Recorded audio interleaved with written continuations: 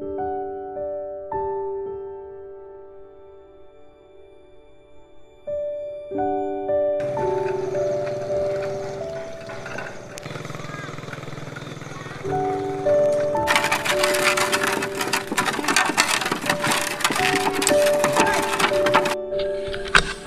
็นอะไรไปไว้เนี่ยเดี๋ยวเนาะต้องเป็นย้อนต้องเป็นน้ำหนักนะ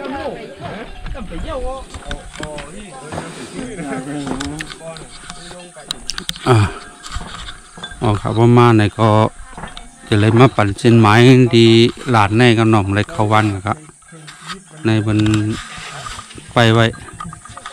เป็นเฮตั้งเป็นเขาวันนี้นะวันนั่งน้ำตกเขาบริการน้ำหนอเขาบริการน้ำตื่นเขาจะได้หนอหวานห้อยสิมให้เท่หมดที่แลมาไปครับเราโกตั้งเป็นขวานนะโกตั้งเป็นขวานเขาเมืองเขาเอื่องเขาคานะเอื่องไรพองงานไหนไม่ได้เขาคานเปิดที่ไผ่หนุ่ยด้วยได้เป็นทำหมึกป้อนเนื้อฮะมีเอื่องวันเดี๋ยวเอื่องตัวร้อยลงมาหาตีเอื่องเอาร้อยฮะเจเวียงอย่างกันไงเวียงล่างคือเวียงล่างคือกันเนาะมีลายเอื่องฮะป้อนเนื้อไงมีชามเอื่องฮะมีเอื่องอย่างพองค่ะเอื่องนองโดงเอื่องวันจีดเอื่องให้กล้วยฮะค่ะไรไปต่อปอว่างอะไรเมื่อไรถึงเมื่อไรก็ว่าหาว่าไปด้วยนายตัวเดินเชียงช้างเงาลายมันบอกมาไหนก็ขึ้นไปทางกำของเงาลายไหนก็เสียบต่อขึ้นทางนี้ค่ะสาธุนะปองนะที่ปันข้อมูลอย่างไหนก็เลี้ยวค่ะเดี๋ยวไรก็รัดนี้เพิ่นนะเนาะเพราะนี่ก็เป็นคนไปเก็บเส้นไม้อะไรเนาะพอมาก็เลยเตรียมใส่ในบางก็นอนรับเอาค่ะไปก้นมาลูกมาไปหลายวันนะเนาะเข้าฮะมาเปิดให้มีวงอ่ะวงอ่ะเนาะเอาค่ะนี่ติดตั้งให้หน่อยค่ะ36เมื่อนี้เอาค่ะมาเก็บเส้นไม้ดีวันห้อยสินนะครับเนาะเมื่อได้เงี้ยปูกังสับเลียงลาดปันโมแล้วค่ะมีตาเกาเฮินยาดูหรือไม่มึงปันเนาะไหนก็อะไรเป็นปูก้างครับปอกใครย้อนถามมินว่าในวันในมีก้นกินเต็มทนหมอกหลายเฮิรนเนาะก้นกินอะไร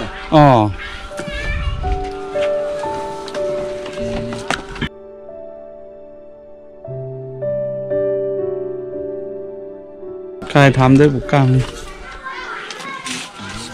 ต้องช่วยกันบวชกันเลยอันตะกาวต้องไงมีหมอกหลายเฮิรนอันก้นกินเตรียมทวนอันว่าได้หนึ่งลูกหลานเล่งรู้แล้วก็พอก็ตัวล้อมการเฮ็ดก็มีนั่นแหละนะก้นเท่าก้นแก่อันอยู่กึกเฮือนนั่นแหละนะค่ะเลยมาเลยลูกหุ่นหน้านี่นับมาต้องนับต้องหูมากกว่าแล้วมีหิมจังหนูนับกองหนูนับกองนับกอ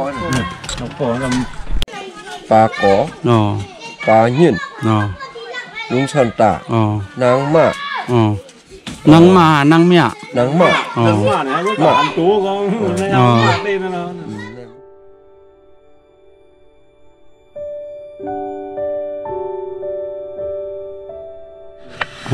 อันในวันในห้องวันอย่างบ่เราเนี่ยมันเป็น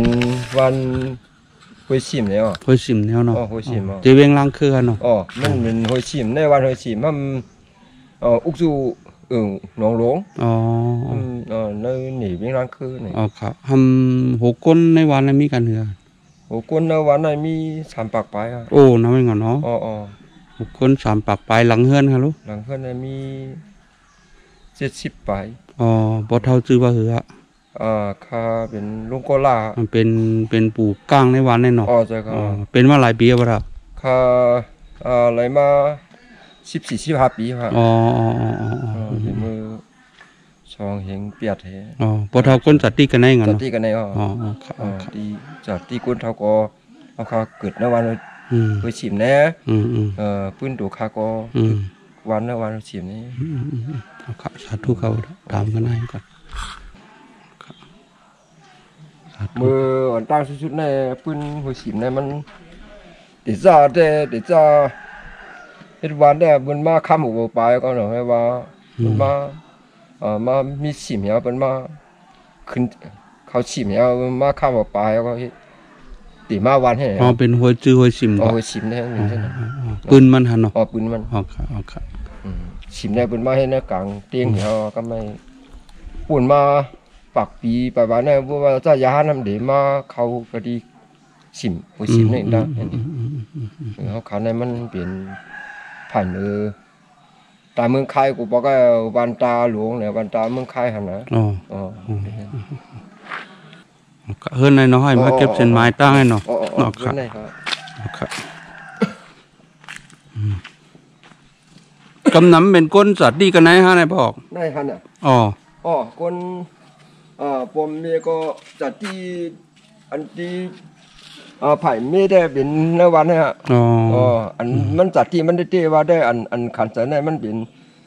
ที่เผาของเหตุได้วันน้ำตุกน่ะน่าเดียวกันได้หรอ อ๋อลูกน้ำตกมาร วมตุกม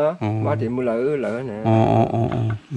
นี่น่ารักการฮะ สาธุนะพระเท่ากับด้วยน้ำเต็งครับ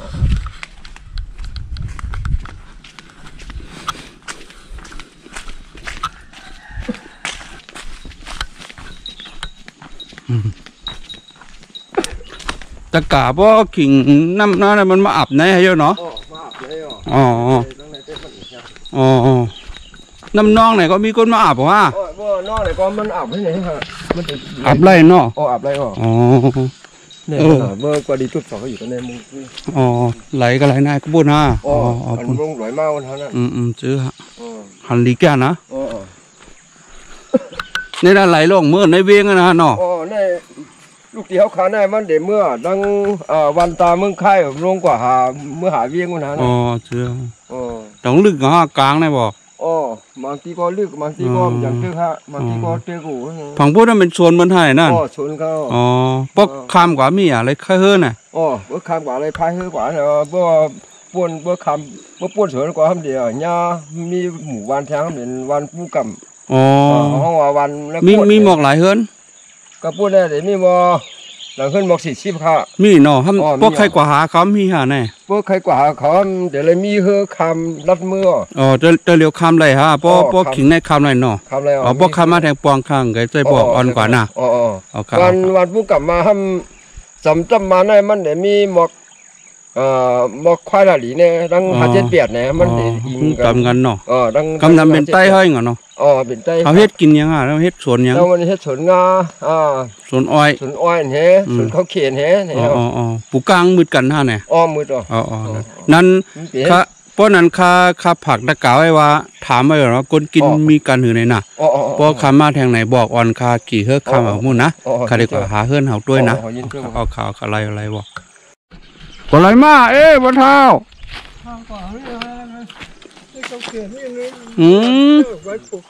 อาสาการเหือด้วยเหตุการณ์ที่ละห้าม จ้าคือเฮียนี่ฮะ นั่นนี่ เปลี่ยนชิปไปเฮีย เกิดชิบไปแล้วเนาะนี่มีปัญหาเลขน่ะ นี่อีกนั่นนี่ฮะ มีหลอนก้อยน่ะมีเงินนั่นนี่ก็ อ๋อ ลูกล่างก็ไรมั่วละห้าม กว่ามีมันชูบนกำพอมีนวันนี่ก็ อ๋อมีก็เนาะไปกิน กำมีฮะมีมึงชูเลย อ๋อมึงจุหลายก็เบลทอมีลูกหลายก็ มีสีก็ จิก็เนาะมีหลายพองอะไรเหลียว อย่างนี้ก็กว่ามีจำมีเหรอเว้ย เมืองไทยได้มันกวายก้อนน่ะ กว่า มีจำเวียงมึงเฮาในพองไงต่างเวียงไงมึงชูหลายก็ มึงชูก็ ก็เนาะก็ใหญ่เนี่ยก็เล็กก็กลาง ก็ใหญ่อ่ะ ก็ใหญ่เนาะหมอคนใจเนี่ย คนใจฮะ อ๋อก็เตะหน้าเฮิรนบุ่นน่ะ อ๋อเตะหน้าเฮิรนมีล่า อ๋อมาเหล่บ่เท่าพองเนี่ย โทรมาอ่ะ โทรมาเนาะ อ๋อ โอ้80ปลายด้วยละเหตุการณ์เนาะ ใจฮะเจ้าสาว มึงเห็น เขาส่งมาอย่างไหนแล้วก็มึงชู เรื่องมากกับตัวว่าเรื่องที่นั่นเนี่ย อ๋อมาเนาะ อ๋อดีมาไม่บ่อยไม่กายอ่ะมันมี มาหลายปีอ่ะ เลยใครก็ยอมบอกเขาพวกเดียวเยอะ จะถึงกันเนาะจะโพหากันเนาะ มันดึกสิบมาบอกให้ฮะ มือเดี๋ยวเฮิรนบ่เท่า มายัง อันไหนก็ เป็นทางบ่เท่ามาเดี๋ยวบ่เท่าหรอกกว่ากูว่าน่ะนะ บอกว่าข้ากว่าพวกเราทำกว่าฮะอย่างนี้ มีเรื่องเปลี่ยนยังบ้างล่ะ มีใครเป็นได้สองนิ้วเองก็ว่า ยังอ่ะ อย่างนี้ไก่หาย ไก่หาย อ๋อ อ๋อ บ่กินพิษเล่นได้ฮะ ไอ้น้ำเคยออกก็เลือด อ๋อไอก็ออกเลือดอ่ะ อ๋อ มัง ป ปอก เลย มังปอกเนี่ย อ๋อ พอทอมน้องหลุดซื้อกินยังเนี่ย เขาหลุดมายายฮะ เอาหลุดมายาเนาะ อ๋อ อืม หรือนั่นหลุดเลยก็ฮะเดี๋ยวมือ อืม สมุนรัดไม้แล้ว อืม ทำทุกกินแล้วฮะ แปดสิบปลาเรื่องเหตุการณ์เนาะ อ๋อจ้าอยู่ฮะเจ้าสาว พอทอคนจัดที่กันไหนไหน ก็จัดที่กันเลยอ่ะ อ๋อ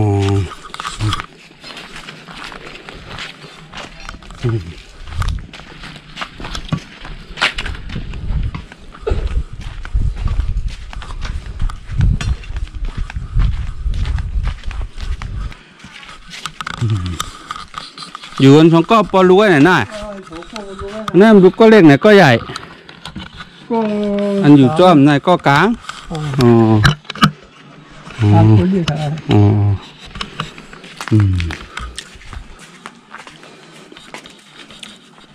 อสองไพ่ก็คึกไว้รู้หน้า มีรถอย่างไหนล่ำแหม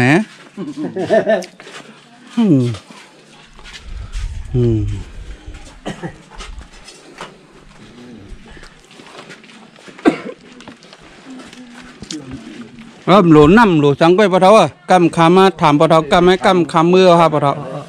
คำอยู่ฮือน้องมันก็แทงหลายเฮือนน่ะ มันทำให้เราจบนี่ก็นะ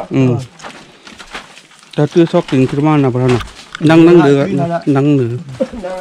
นั่งนี้ในศาลก็แหละอยู่ข้างกันบ้าง น่าแล้วแหละใครนั่งกันแน่มันเซนแล้วเพื่อหนาวหนอ เฮ้ยลูกไก่ชวนขึ้นมาไก่อยู่ ไกลไงนั่น ตั้งหางหัดนั่น ไม่เท่าว่ามันไปผ่าถึงแล้วเนี่ย มันรั่วฮะ เอาหึงหนาวเนี่ยหลายปีแล้ว คิดปีไปว่ะ อ๋อ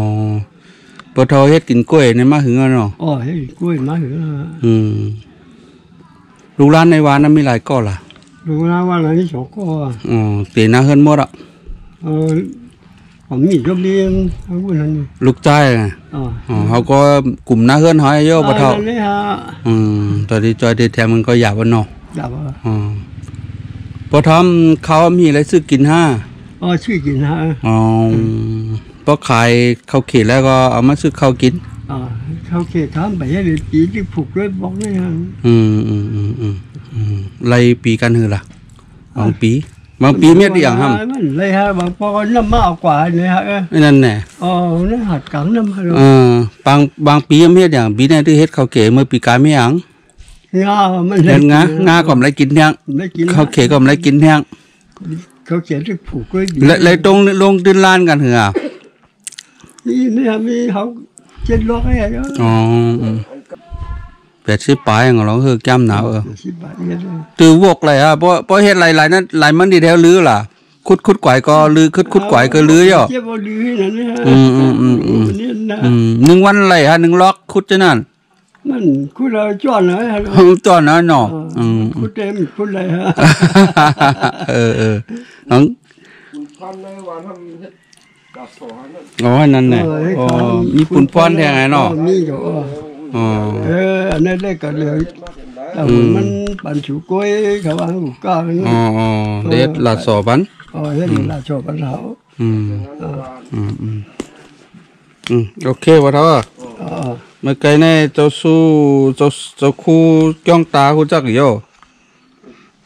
เจ้าสู้จ้องตาหลูเงินมา50,000ว่ะค่าสืบหลูเจ้าปะเท่าขึ้นแนวน่ะเอาไว้จกไว้จ่ายไว้หลูไว้ต้านนะพะเท่าน่ะสาธุอยู่ที่กินมันพะเท่าน่ะเอาค่ะแทงบงนาปอจึงหือข้างไกลงมาจอยปะเท่าแทงกั้มน่ะก็มีน้ำมันมะเขือส้มมันข้าวสารน่ะข้างไกลเอามาจอยน่ะเอาค่ะพอได้ขามาเก็บเส้นหมายให้มาโดยเอาค่ะนะพะเท่าน่ะอยู่ที่กินหวานพะเท่าเจ้าสาวเขาก็ให้เลยอยู่เอาค่ะสาธุค่ะเอาค่ะเอาค่ะเอาค่ะเอาค่ะเอาค่ะเอาค่ะเอาค่ะเอา ค่ะเอาค่ะขายมาเจ้าปะเทาไข่เมื่อปะเทาสาธุค่ะอยู่ลีกินบ้านปะเทาเอาค่ะเอาค่ะ ที่กันอย่างก็ เอาค่ะเอาค่ะให้เหมือนดังความปะเทาลาดยำค่ะเอาค่ะย้อนสู้ปั่นขาก็จ้วมากับปะเทาหนักเอาค่ะเอาค่ะ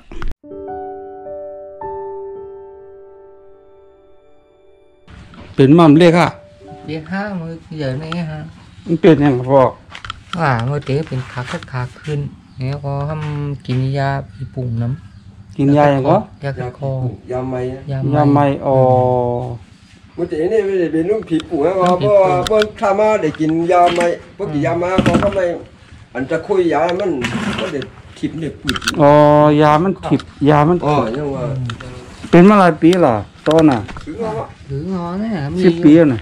กา มันกล้าเนาะ ชีวิต15ปีอยู่ ต้องจับกันนะแม่น่ะ สักฮะ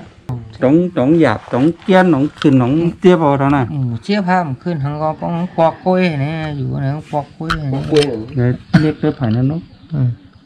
เออ อ่อนๆเนี่ย อ๋อ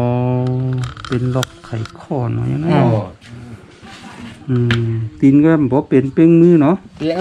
มันเตียกก็เนี่ยหายเนี่ยเตียก เดี๋ยวเขาว่าเดี๋ยวก็หายกว่า หายแล้วเตียกก็หาย แวบ เวียบก่อน เดี๋ยวนั้นไปแตก ฉะนั้นไปเตียกนะ ไปแวบ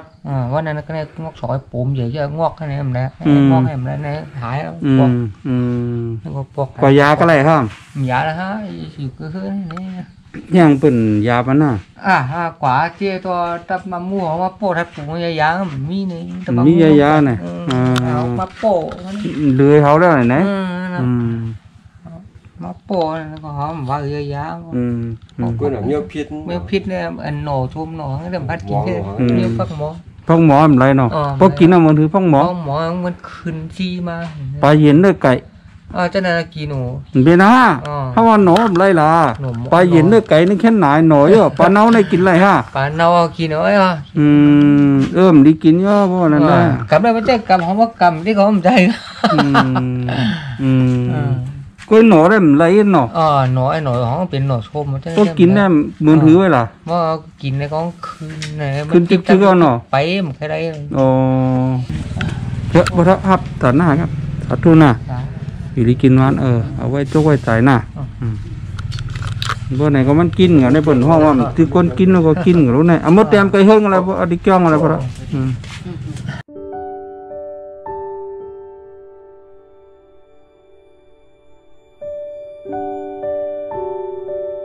เมื่อเหลือเฮิรนี่นู้นไหนอยู่กินจึงแง่แขนเฮิรบ่เท่าก็ไรมาแน่ มือที่ข้างกระตามา เป็นทางเป็นทางเจี๊ยบ อกเจ็บ ก็เจี๊ยบมันกินข้าวกินอะไรฮะ มันเป็นทางมันเป็นมาหึงไหนอกเจ็บไหน ที่เป็ดวันฮะ อ๋อเจ็บแบบว่าน่ะได้อยู่ก็เหลือแน่นอแวงเดี๋ยวมือไหลผู้ไหนในแวงไหน มือละเฮ้ย อ๋อเดี๋ยวมือปดบอกก็เล็กกะอ๋อปอก็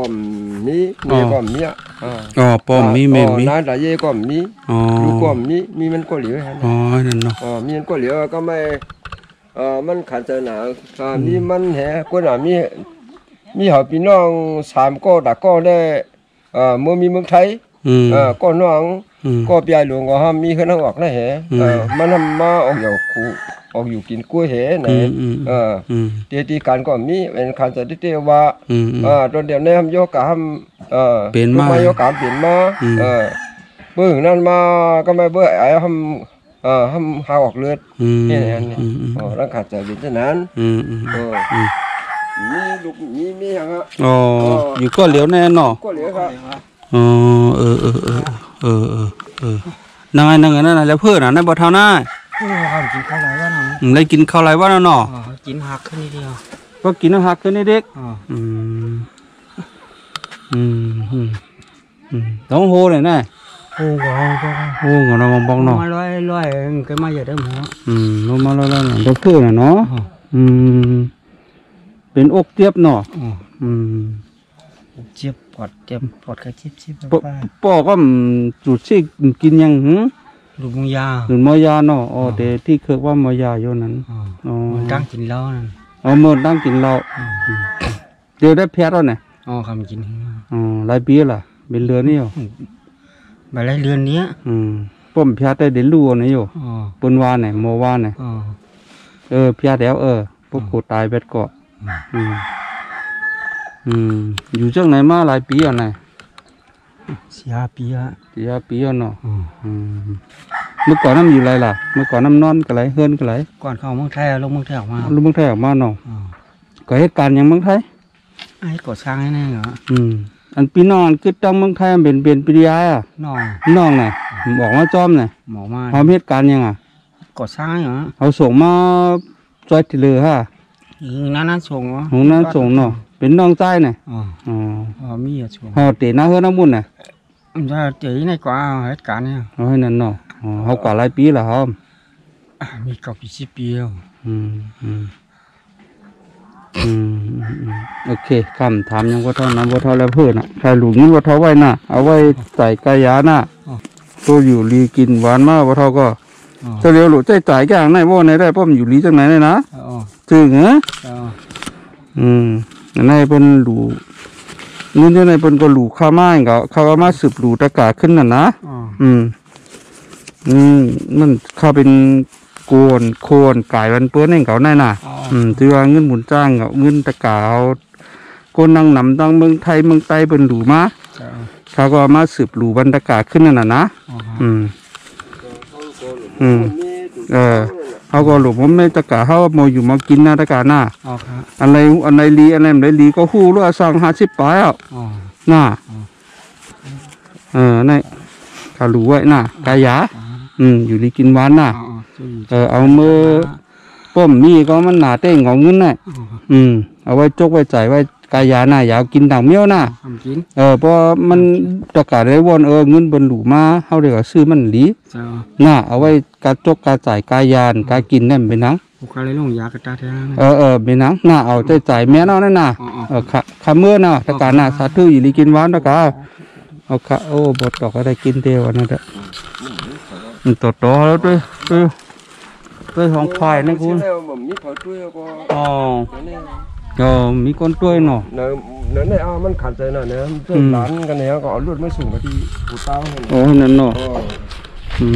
นี่ได้กินเดียวเลยตัวแค่จะอินหลุมนี่ก็พอเท่าเนาะหลุม20,000 30,000โอ้มันแค่หนาว มันมีตัวแต่เนี่ย ซื้อว่ะ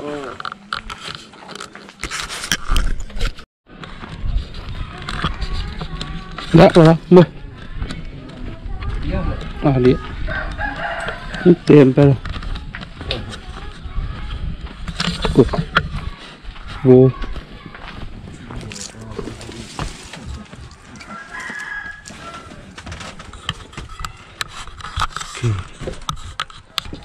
ถ้าพอใครเนี่ยปืนไม่ทอยนะลูกนั่งก็นั่งมันคือว่าปืนไม่เท่าก็ในพอปืนไม่เท่ายังในจากที่ได้จากที่ดีเกิดที่หางได้มันอยู่บ้านกดนะบ้านผู้กำก็ว่าบ้านกดนะก็ว่ามันมีหินไผ่เหนือน้ำอุ่นก็ไม่มาติดนาเฮิรนมือติดนาเฮิรนที่บางเกียนแฮนะโคมกันก็ใครมีหมอก15 ปีได้ก็ไม่ผู้เจ้าเฮิรนทำมีทางหากินจ้างขึ้นตัวหนูเลยทำอยากจุกตัวหนูเนี่ยทำลูกกว่าเปียกเลยลูกกว่าเปียกแล้วก็ไม่มีคนหายเลี้ยงก็ไม่มีขึ้นปีขึ้นน้อง2 ก้อนนะก็เป็นน้องได้ทำเป็นลงทุนไหนทำก็หับไม้มาอยู่ไว้ดีสิ่งที่ไหนมันมีคนหาเลี้ยงเปลี่ยนคันใจที่เตวะฮะราคาไม่เท่ากันเนาะอายุมันก็มันเดี๋ยวไรหมอก70เลยฮะลูกกว่ามีฮะผมเป็นรูปแบบโหมดแล้วเนาะรูปแบบมดฮะทำไปมันรูปทุกตัวหมูนฮะผัวน่ะผัวฮะรูปร่างก็มีฮะได้มาปึงอินถึงบนอยู่นะเนาะได้มาปึงอินถึงบนอยู่นะพี่น้องก็มีนะพี่น้องก็ขึ้นน้อง2 ก้อฮะขึ้นน้อง2 ก้อก็ อันน้องเขาก็ปิดดูไปกันนะกลุ่มหาเลี้ยงจ้องเผาจ้องมันนี่นี่ฮะก็หลายก็มันมีที่สร้างเป็นขันสันติว่าอ๋อ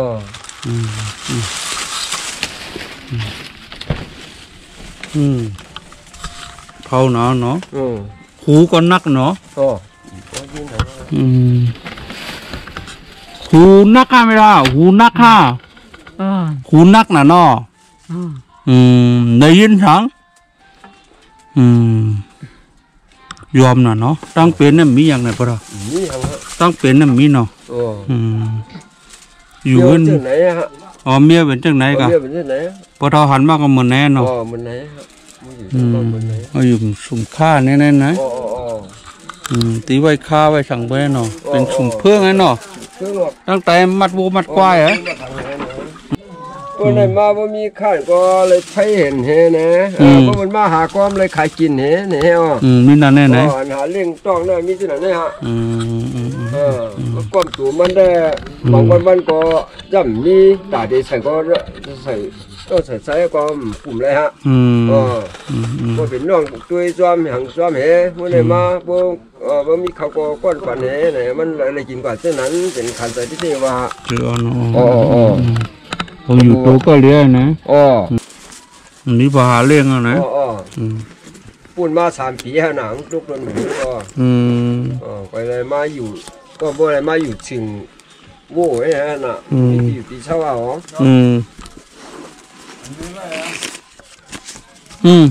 รู้ไม่เท่าไหวหน้าสาธุอะไรสาธุหมอโยเอาไว้จกไว้จ่ายกูนักเลยยินลัดก็เอาไว้จ่ายว่าใครกินก็เอาไว้ดีๆโอ้หาลายรู้เหรอไม่ยิ่งชั่วมาเนี่ยเอาไว้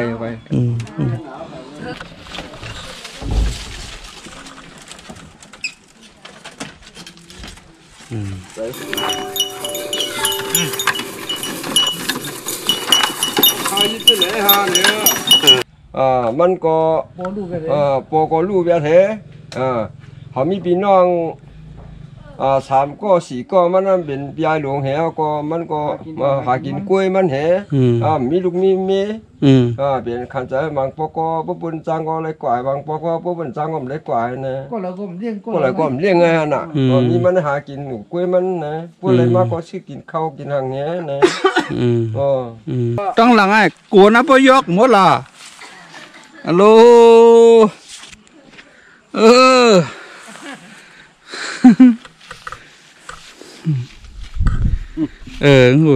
สาธุคนหน้าหูมันนักเฮ็ดเพราะว่าในการที่ก็บ่ทำบ่จ้างจะฉากบ่จ้างคุณเงินได้ว่าเมืองนี้ทำบ่ตามแต่เพิ่นเห็นเจอนั่นก็เป็นปัญหาเมี่ยวปัญหาเมี่ยวทำอันกินได้ทำเย็นไรเนี่ยอันที่ขันใจได้มันเป็นเช่นนั้นอายุในเด็กให้มอคา10 ปลายครับว่าใหญ่เงินเนาะมีพอเลี้ยงดูลูกน้อมีก็มีอยู่จอมแน่เปลี่ยนน้อมีก็เลี้ยงไงบนมีก็บนดื้อก็บนปานบนดื้อก็มันเราก็หากินกล้วยมันเหมือนเอาหากล้วยหรอไหน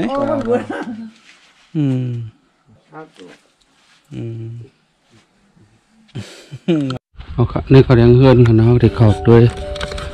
มันมีลองกินเตรียมทนตั้งอยู่ที่ไหนด้วยสภาวะเลี้ยงมากิน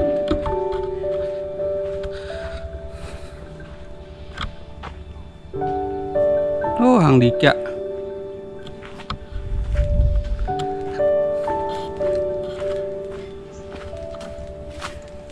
เขาเวทถ่ายเฮิร์นไหนเขาเวทถ่ายกันไหน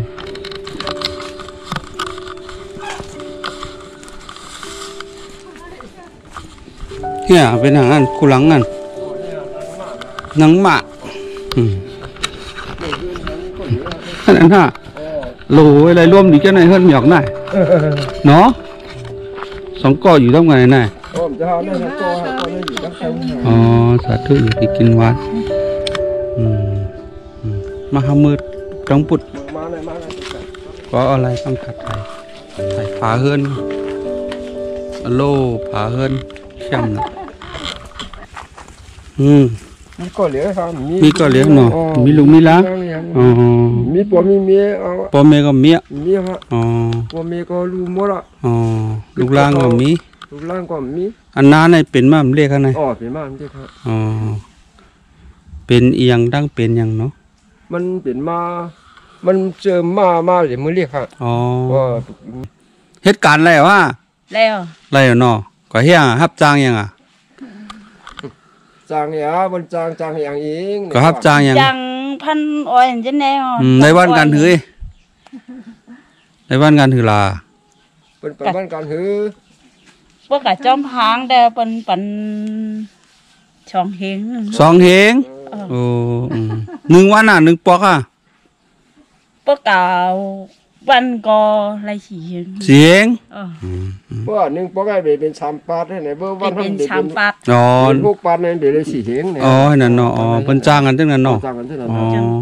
เอาปันมาเบอร์อะไรชามปาดเลย ตั้งเป็นในมิติคูลังแน่เนาะต่างทีมเป็นทั้งเนาะ เป็นทั้ง อ๋อต้องเจ็บต้องเสียบเงาน่ะคูลังไม่เท่าน่ะ เจ้าค่ะ เจ็บเนาะหันตาก็หันริวน่ะ หันเนาะ อ๋อเจ็บเป็นทางมันไกลออกมาแน่ๆเนาะอ๋อมันเมื่อก่อนเรียกกันแน่คือมันเป็นไหนแต่เสียน่ะ บนเรียกแต่นี่เรียกมันแนว มันใหญ่มากดิเหงาเนาะ อย่างบ้าเรียก ที่เครือกตางน่ะตาได้หันหนูเนาะ หันหนูฮะมันก็ มีออกซื้อว่าคือก็ นางมะ หนังมะแฮมคาราด่าข้าถามกล้วยอ่ะข้าหยุ่มเปิ้นน้ำตาในออกมาแต่เสียไหนใครให้ฮะดอกฮะ ใช่ค่ะ ไม่จื้อใครให้ไหนให้ยกออกมาแต่เสียย่องใครให้เขาแน่แล้วน่ะเขานั่นบ้านร้านเพนเกี้ยงเหี่ยว อ๋อตกเสิร์แน่อ๋อเฮ็ดกินกล้วยในเฮือนแนวเนาะอ๋อในเฮือนมีออกนั่งมาห่อแน่อ๋อเมื่อตั้งแต่มันอยู่กึกปวดท้องเหี่ยวว่าเห็นในมาปวดท้องรู้อะไรปีปลากึดมันเนี่ยอยู่กินกล้วยวะเนี่ยพวก อ๋อ พวกมีคนจางก็เลยกินเฮพวกมีคนจางก็เลยอยู่ให้ไหนมาเมียวมาหางเนี่ยก็มันก็บ่เต็มทนอ้ายยาดังกินเรากินลงย่ำ เชื่อพอขาหันถึงได้เส้นนั้นมันก็เป็นกินแต่ได้ว่า เชื่อด้วยได้ดับนั้นไหนด้วยเฮือนก็ฮู้หั่นล่ะนะ ด้วยเฮือนก็ฮู้ล่ะหมวยคล้ายปักก้อยแก่นะฮัลโหลเฮือนนี่แหละสุดยอดแกเอาพาไว้พานั่นมาดูปากะเอาค่ะนั่นคำมื้อน่ะมีออกนั่งมาน่ะนั่งมาเนาะบ่ใครฮ้องกันจังงั้นเนาะ จื้อต่างจื้อได้มีน่ะมีนั่งมาน่ะบนห้องนั่งหวานน่ะฮะบนห้องหวานน่ะไหนกะ ตอบแล้ว มีน่ะจื้อต่างเมียว มีฮะ อ๋อมื้อนั้นได้ไรกว่ากินจังกันไหนมื้อนั้น ได้ก่อฮะ ไรกว่าเนาะโอเคสาธุบงนาข้างแกเอาโคมาตอนน่ะโอเคข้าเดี๋ยวซื้อมาตอนบ้านน่ะสินก็มีอ่ะน่ะโอเคเมื่อสาธุอยู่ลีกินหวาน สาธุอ่ะ สาธุเอาไว้อ่ะ สาธุหมอไว้รู้ไหน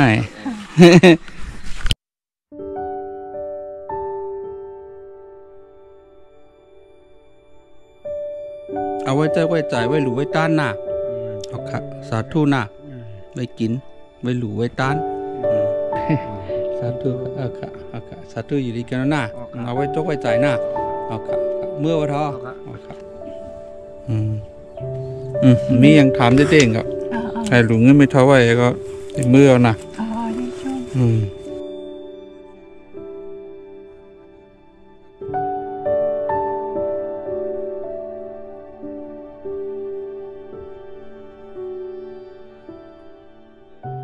กลางก็ลาดปันบัวขาได้บัวไหลตองทำยังไม่ได้ ล่างนี่บุกกลางนี่มัน เลียดนะฮะนะ พอดีนะฮะ จะ ได้เป็นกวนเอาเลยขยอง เต้ลาดแล้วนะอ๋อหลีเกียรติดีวัฒนาดี ข้ามได้ถามยังไม่ได้ใจบุกกลางลาดเนบัวเราก็ในกินจังหืออยู่กินหือหยับกินหยับพืชจังหือในบุกกลางลาดหมด มีเนื้อตาน่ะ เจือ มีเนื้อตามีเนื้อหวานน่ะ เจือฮะ มันหูเสียงอ่ะ เอาไข่เมื่อเท่านั้นก็น่ะสัตว์ถ้วยอยู่ดีกินวันก็เอาค่ะจมน้ำบ่เท่าเมื่อสั่งมีปู่ก้างซับแรงนี่ได้คาไรเฮือ ได้เฮือเนาะ เลยถามกล้วยมดนะ ไก่เยี่ยแหในการ เลยแย่แขเลยถ่ายแหทำเลยถามแท้หวังก้อมหมอลาเต้ๆเราบ่เท่า นั่นที่หมอ ว่าปู่ซื้อฮะอยากกินใจเอาเนาะ สองก็พี่น้องอันเฮือนใหญ่ๆได้เป็นน้องเขาก็น่ะเขาก็กันกกนะมันมี2ก็ผมมีทำไปในเลี้ยงหลานอย่างนั้นอันนั้นเฮือนอันนั้นซึ้งๆนะอันซึ้งกึกนะ อันอยู่ก็ซึ้งเป็นพี่นั่ง มันกินกับนั่นก็แต่เพื่อนอย่างนี้ก็มีสวนมีสวนมีให้หนาห้างเขากับหนาห้างเขาอันนาก็ห้ำอึบย่อทำเดี๋ยวเลี้ยงเนี่ย2ก้นในแด่พอดคันอึบเลยอันกดยี่สิ่งดังตัวขึ้นในอีกคนตั้งอันกดตั้งนี่มันหย่อมน้ำถึงน้ำเจือไปพอมีอันเฮิร์นรุ่นชุดบะไก่อ่ะเฮิร์นรุ่นชุดเป็นก้อกลางนั่นก็เรียกก็เล่งเนาะก็ดังโต๊ะแน่ก็ดังโต๊ะขึ้นอันนั้นสึงๆนั่นไงนั่นได้กินนั่นได้กินพองไตต้องอุ่นเวียนนั่นเราพองแก่นโอเคสาธุพระเท้านะพระเท้าก็ช่วยปันข้อมูลข่าวเขาจ้วมหนาวครับว่าปู่ก้างว่ามันก็นี่กษัตริย์ดียังก็เดี๋ยวไปยิงข้ามดื่มสายเอาสายไปทางนี้พวกขยับเปิ้ลตุ้ยพวกกำมาไงว่าปล่อยว่าเมื่อพระเท้าน่ะสาธุครับพระเท้าก็ปันข้อมูลอยู่ดีกินวันพระเท้าคำเมื่อหายปนเมื่อครับเอาขำคนในเขาจ้วมน้ำกันเนาะจมปาตะกาเขาเลยปันข้อมูลเขาค่ะอุ่นจ้างเขาก็ไม่ได้ทำยังบ้าได้ตะกาไปถ่อมเขาว่าพอกินหือกินหือก็ปู่กลางลาดปันมั่วแล้วค่ะเนาะข่าวอุ่นจ้างเล่นบ่ได้ทำยังเขาได้เตียวค่ะเอาค่ะได้ป่นเมื่อนั่นก็